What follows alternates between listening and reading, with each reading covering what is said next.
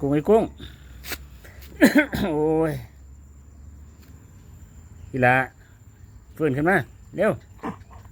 กุ้งกุ้ง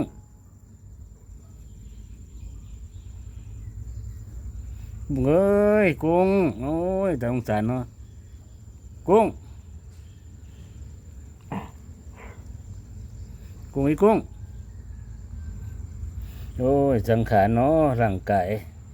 เกิดแก่เจ็บตายเกิดแก่เจ็บตายลูกเอ้ยไปดีนะให้ยายกินรักษากับวาอยุโอ้ไปเกิดเป็นดาวมาซะเด้อนี่หลาไปดีเด้อเนาะ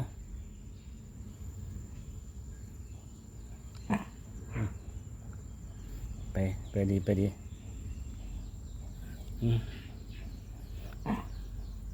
ป่วยมาเป็นอาทิตย์